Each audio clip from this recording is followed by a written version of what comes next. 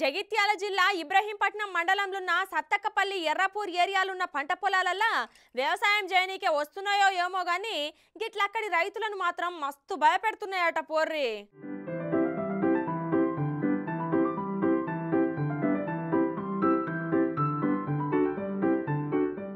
అడవులు ఇడిచిపెట్టి చిరుతపులులు గ్రామాలలో తిరుక్కుంటా జనాలను హరిగోసలు పెడుతున్నాయి పోర్రి. అరే దినం ఎన్నో ఒక తాన మనకు అవుపిస్తూనే ఉంటున్నాయి. మరి మనం అడవులన్నీ కొట్టేసి అవిటి పొట్ట మీద కొడితే అవి మాత్రం ఏం చేస్తాయి చెప్పుర్రి. ఇప్పుడు ఇదంతా ఎందుకురా నాయనా, అసలు చిరుతపులి ఏడుకొచ్చిందో ముందుగాల గది చెప్పు అని గరం కాకుర్రి.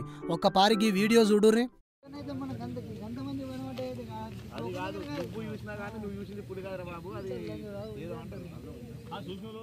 చూసిర్రా అడుగులు గది పులే అనేముంది, ఏ కుక్కనో నక్కనో పెద్ద పిల్లో అనుకోవచ్చుగా అంటారా. నేను కూడా గట్లనే అనుకున్నా గాని అటవీ శాఖ అధికారులు వచ్చి ఆ అడుగులు గమనించి ఇవి చిరుతపులివే అని చెప్పేసరికల్లా గజ గజ వణుకుతుర్రంట అక్కడి జనాలు. ఇగో గీ అన్నేదో మాట్లాడతాడంట ఇనుర్రి.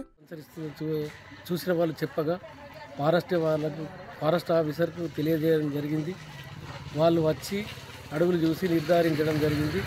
నిర్ధారించిన తర్వాత వాళ్ళు చెప్పిన సూచనలు కెమెరాలు పెడతాం, పిక్సిల్ పెడతాం, కొంచెం జాగ్రత్త చూసుకొని సంచరించేది మాత్రం వాస్తవమని వాళ్ళు చెప్పడం జరిగింది. దాని జాగ్రత్తల ప్రకారం కెమెరా పెడతాం, పిక్సిల్ పెడతామని చెప్పడం జరిగింది. టామ్ చేపిమని చెప్పడం జరిగింది. పబ్లిక్ అటు ఎవరు పోయినా కానీ వాళ్ళని ఉంచి ఇప్పటి మంది మధ్య కొద్దిగా జాగ్రత్త చూసుకోమని చెప్పి వెళ్ళి పిక్సిల్ పంపిస్తామని చెప్పి వెళ్ళడం జరిగింది. ఇన్నరా ఇక అసలు ముచ్చట ఏందంటే జగిత్యాల జిల్లా ఇబ్రహీంపట్నం మండలంలో చిరుతపులి అల్చల్ చేస్తుందటనుల్లా.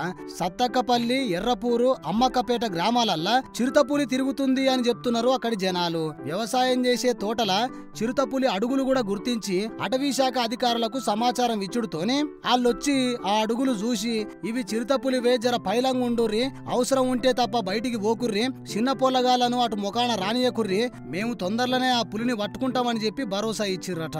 రైతులు కూడా వ్యవసాయ పనులకు పోవద్దు, కల్లు గీత కార్మికులు కూడా అక్కడి దిక్కు ఓకుర్రి అని చెప్పిర్రట. ఇక చిరుతపులి 10 దినాలకెళ్లి ఆడాడనే తిరుగుతున్నదట. జనాలు ఒక 2-3 దినాలు పనులు పోతే పోనీయుర్రు గాని జర పైలంగుండుర్రి మా అమ్మగాని.